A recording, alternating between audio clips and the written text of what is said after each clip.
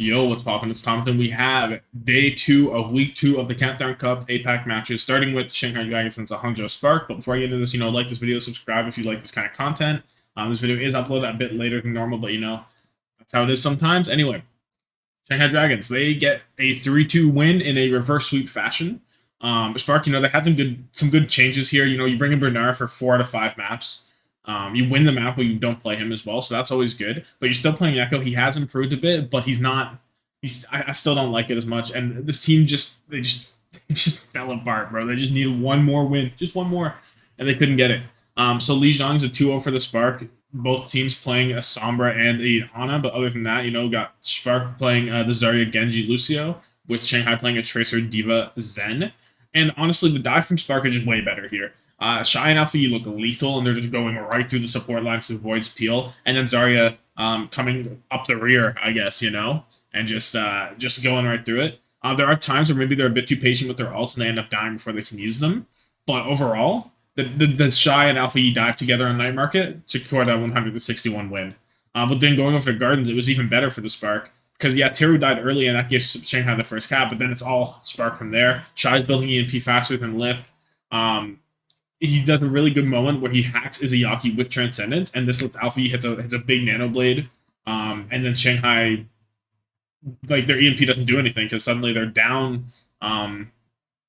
You just don't have a Transcendence to combat the Nano Blade, so you just lose. And then you have Bernard and the Zarya, who's still pretty uncontested, and they're not really focusing it as well. And then you go to Parisa, which is a 1-0 for Spark. Shanghai on their offense, just not great. Shy on the Sojourn, getting 2 early picks in a row. And anytime Void's in the front line, boom, Alfie's in the back line, they just die. And there's just no help for the back line. They just keep dying. And Shanghai can't find kills on the Spark back line anytime either.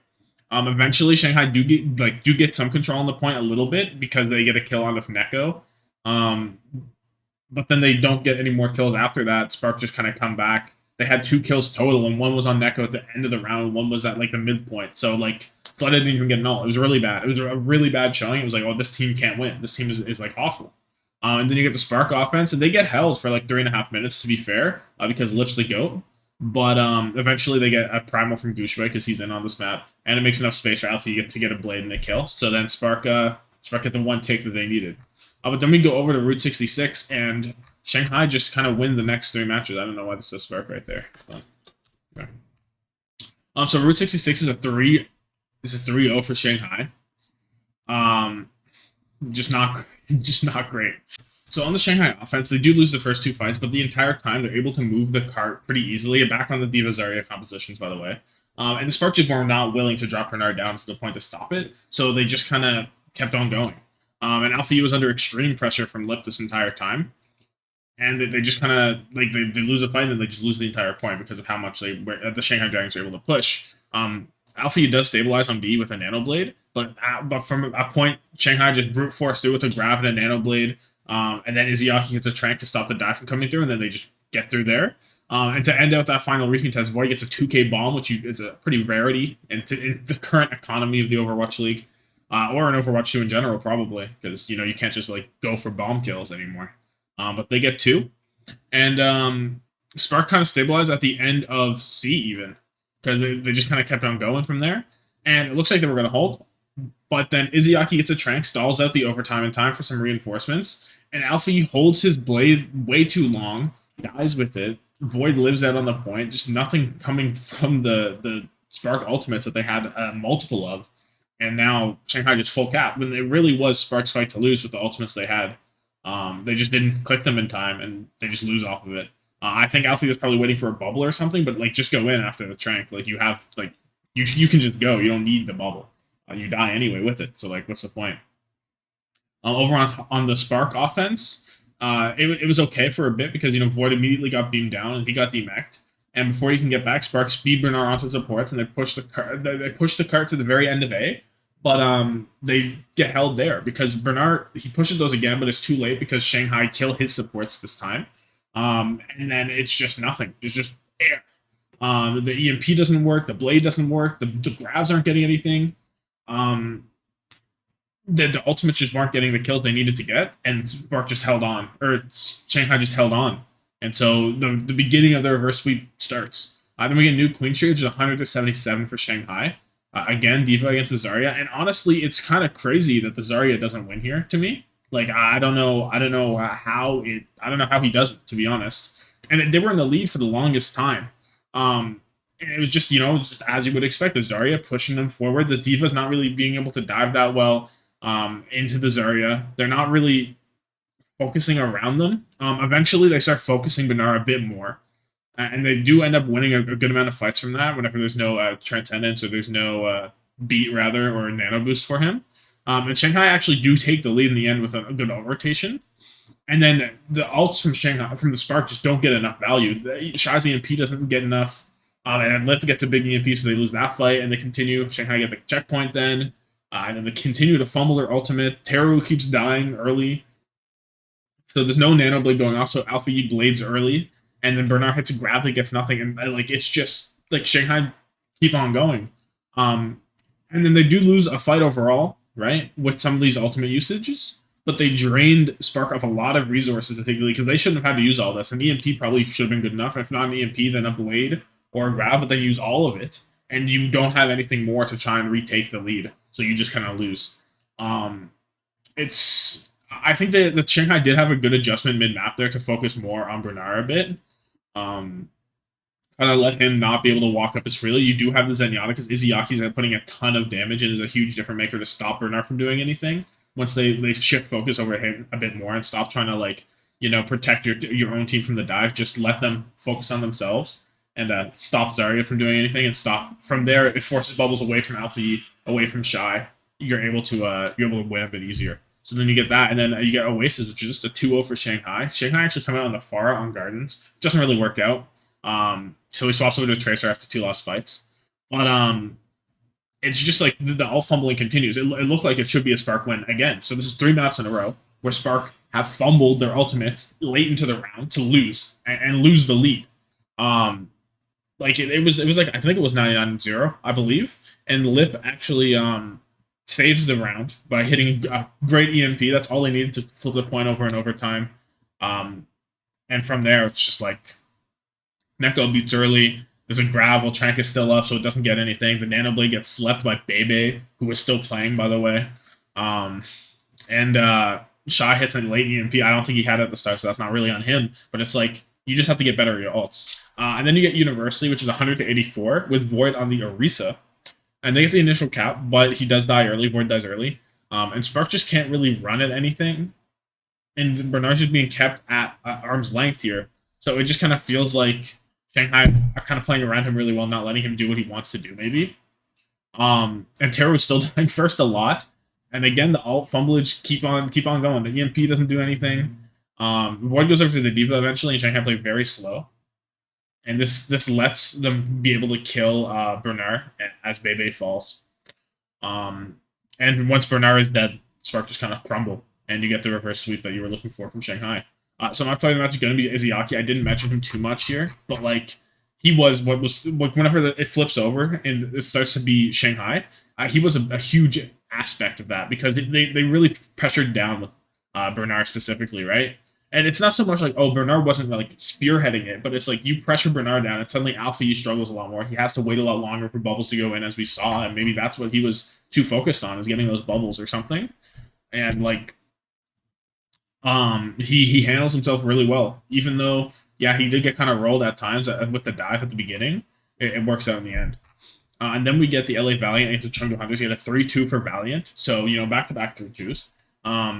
Valiant playing Izzyhan, Becky, Marvel, Lings, and Molly, with Chengdu playing Jinmu, Leaf, Gaga, Monk, and Nisha, but you would get some Sasen, you would get some Daisy Gameling, so that's always good. Lijiang ends up being a 2-1 for Chengdu, with both teams playing Sombra, Tracer, Winston, Brigana, so you get a nice mirror there. So the greatest thing here it's not Lijiang, by the way, it's Nepal, my mistake there. So Sanctuary is 192 for Chengdu, and there's a lot of duels going on around the map. Like not really a core fight going on, but then Molly hits a really big anti, and Chengdu are forced to reset, so this gives Valiant the lead. But then they go in, they're able to win out through nano dives. That's not true, actually. Becky actually wins, because Becky's the GOAT in this match. Becky goes absolutely bonkers. Like, unrealistic amount. Like Becky, this entire stage, it has been Becky's world, and we're all living in it.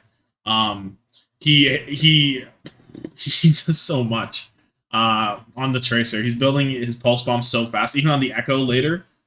Just like he controls the pacing of this match very well. And although he doesn't actually win out on Sanctuary here, because mostly I think Jinmu's EMPs were a lot better than Easy Han's. So there was multiple fights where you get both teams EMPing, but Chengdu would win that every time. And then if Becky does get caught out, which happens a little bit, you just kind of lose the fight. Um, but yeah, so it's 192 for Chengdu on that one. Then you get Shrine, which is 199 for Valiant. I didn't write a lot here. Why is that? Scrappy fights. Valiant of diving into the Chengdu backline to clear Valiant and then walk on top. Pulse gets 2 and does a lot, but because Gaga juggles Valiant into it. I remember that. Yeah, they're Valiant are trying to walk up top there, so then leaves the sides to pulse them, and then Gaga juggles them, and they just kind of win, I guess. Yeah, sorry, I don't exactly remember how this happened. I'm gonna assume Becky's the goat. Becky's the goat, and they went out. And then we get Village, which is Chengdu kind of rolling this first fight, and Gaga makes a lot of space.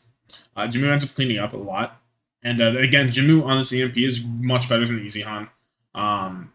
It doesn't like the Easy Han EMPs. They're good enough to like force back Chengdu, and they're able to to obtain point from it, but it doesn't actually kill anything. And then Jinmu is always able to like come in with his EMP and kind of win out there.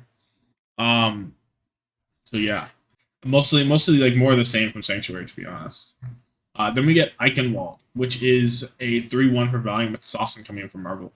So Valiant just kind of roll this. They're on the Zarya comp with the Echo, and Chengdu are playing very aggressively to try and stop Valiant before they really walk in, and they do it pretty well. But eventually they go too deep into a high energy Saucin, and you just lose. So then you lose A off of that, and they just keep rolling through B because Becky just kills both supports as Jinmu tries to kill with the MP, and Valiant keep on going again. And they used ult to keep momentum. And Valiant should get 5 minutes going to C because Becky, he trades out more, and they're just going. Chengdu stabilized a bit there. Leave ends up killing 3 because of Primal and EMP help. But again, Becky continues to put in work on the Echo. And he's still doing more. However, Chengdu are able to hold out until he goes over the Reaper. And from there, Saucin hits a nice grab. It's a big EMP from Easy Han. And Valiant finish the map out with Becky on the Reaper. And Chengdu's offense, you get Valiant playing very aggressively at the choke as well. And it's working much better because they're not over-aggressing as Chengdu did. They do lose ticks, and it almost happens again. But you get Becky going crazy on the Echo still. He is just in the sky. He's not letting Marvel really walk in, or not Marvel, Gaga really do anything on the Winston. And it's just working out really well. However, Monk gets asleep on the Easy Han, and from there it just kind of collapses a little bit. They get a bit of a foothold going, and then the Zarya comp has to back up a bit. They can't play as aggressive, and they start getting drained of resources, so Chengdu end up capping A. But on B, it's more Becky to the show because Becky's applying so much pressure on top on that off that high ground that's kind of disconnected from the castle right above the entrance almost. He's providing a lot. They're doing so much. They're putting Jimmo in the Tracer, leave onto the Ash to try and stop him from doing anything.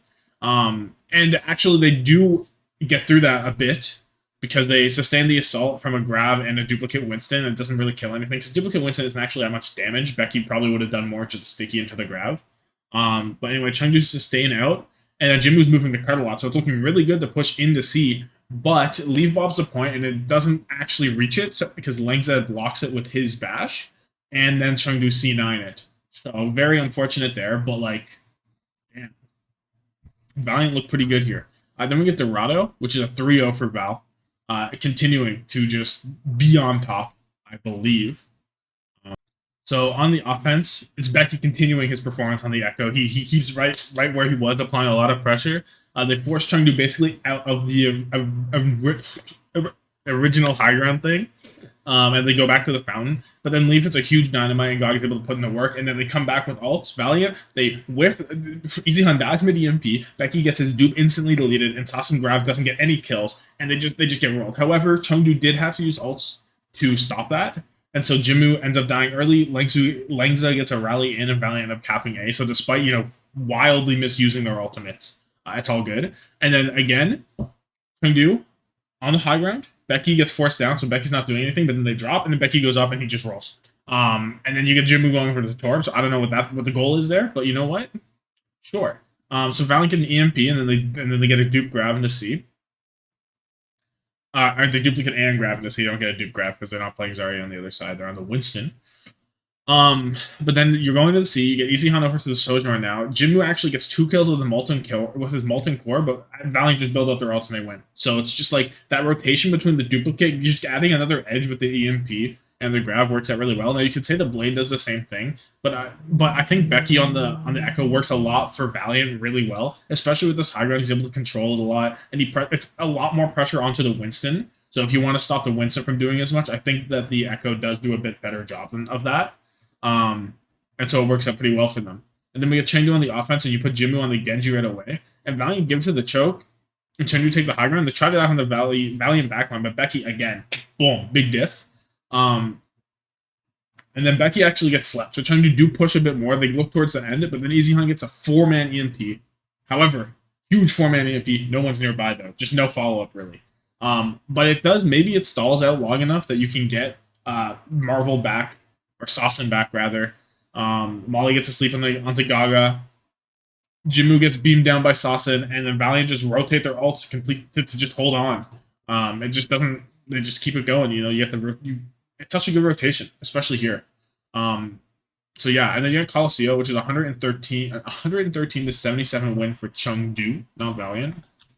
And Dia comes in for Becky, and Daisy comes in for Gaga. And it kind of works out at the bit because you got Zarya on Zarya, but one team is playing the Sojourn Reaper, with the other team playing the Genji Sombra with a Valiant on the Reaper. And now you've taken out your carry.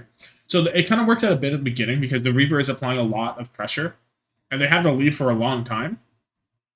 But then, you know, Chengdu, they're not really letting them get any more lead. Like, they get, like, to the checkpoint, basically. They get their 77. But they don't get much more because you get Monk going crazy with the sleep darts, whether it be on Sasson or Dia, and he's not able to really do as much as he maybe wanted to. And you get the Chengdu DPS on capitalizing more on the EMPs, of course. And Easy Hunt isn't really getting the value he needs to on the Sojourn here, to really pressure down the Zarya with the Reaper. Like, he's not like stopping. He's not adding that extra edge that the EMP is getting from Jinmu. So, or from Leave, rather, because Leave is on the Sombra now. But yeah, so it's mostly like the Valiant DPS line's not getting outperformed, and the backline of Chengdu is really doing a great job of keeping them down. But then we go over to Ilios, which is a 2-1 for Valiant. Becky comes back, and Marvel comes back, and Becky comes back and goaded. On Sanctuary, you get the Winston to the Zarya again the whole time. On Sanctuary, Jinmu goes over to the Tracer right away, and Leaf goes over to the Sombra. So I don't know how they're deciding which one to play which. Doesn't make any sense to me, but whatever. But every time Chengdu try to pressure the point, Becky gets a support kill and Chengdu fall over. Every single time. Even when they EMP, Valiant gets a better EMP onto the DPS. Chengdu can't follow up on their EMP, and they just kind of lose. So, like, I don't know. Not Sanctuary. This is Ilios Sanctuary. Ilios Lighthouse. Get Lighthouse, and then the other ones were fine. Okay, Ilios Sanctuary, sure. But yeah, on Lighthouse, the backline just couldn't keep up with the Zarya comp. Or wait, what the hell? Okay, yeah, sorry, this is probably wrong. It was Zarya against Zarya here. I remember, actually. There was no Winston on the other side because Daisy's still in. So anyway, yeah, every time Chengdu try to walk in the point with the Zarya, you know, the supports just die to Becky. And Ruins is a bit better, 100 to 20 for Chengdu. Becky is on the Echo now, and it doesn't really work out as well because now Daisy can walk onto the backline and help out his backline a lot easier to win out the map. Oh, Valiant's on the Winston. That's what it was. I'm crazy. No, wait, hold on. Yeah, it was like this. Okay, simmer down, me. It was Valiant on the Winston, not Zarya v Zarya. I'm sorry. It's been a minute since I watched the game, actually. So anyway, yeah, same thing applies. Winston and the Zarya, and Ruins is a lot better for Chengdu because the Zarya can walk onto the backline a lot easier, and it's much harder to get the dive over Chengdu onto the enemy backline. Valiant are really not able to find a great dive the entire time. They get some relevant point percentage in overtime when they target Daisy and keep him pressured down.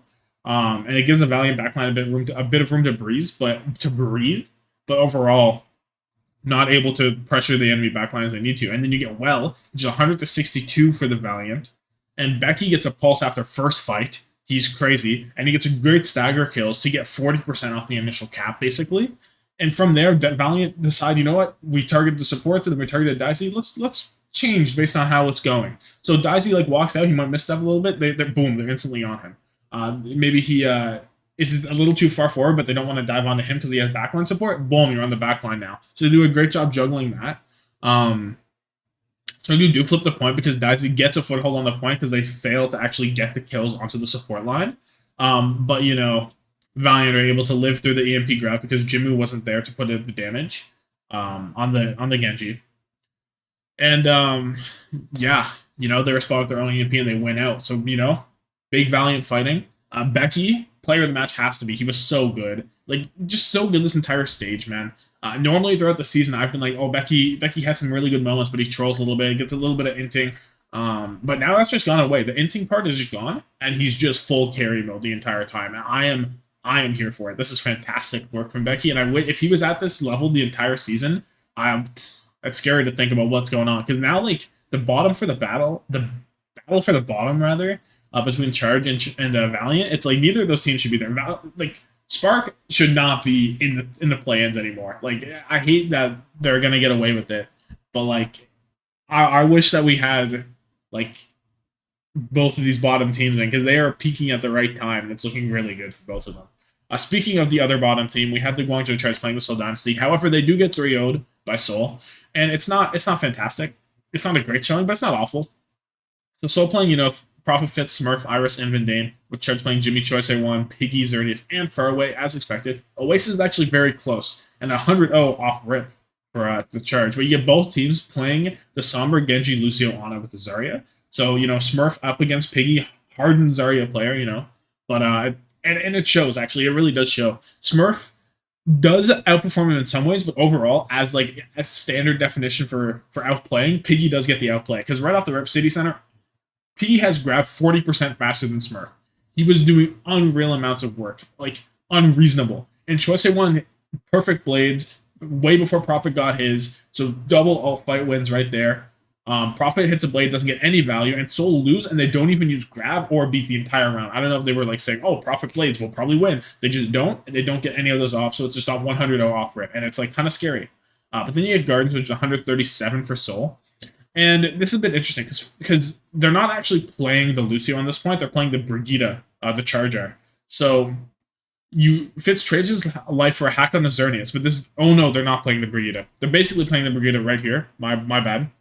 Because they get the hack on Azernia, so they don't have the speed boost. This lets Seoul run in with their own speed boost, and they can't run back, so they just bowl over the back line. And it's great there. Smurf is getting targeted with hacks and nades, though, as you would expect. So he ends up falling down, and Choice One goes crazy. He has 14 final blows so far after that City Center, plus the current point in the Garden, which is 37 to 37-ish. And the next best is Jimmy at 3. So, just an unreal carry performance from Choice One. However, Seoul get the point back, and before the overtime can be triggered, Smurf grabs the charge so they don't touch the point at all.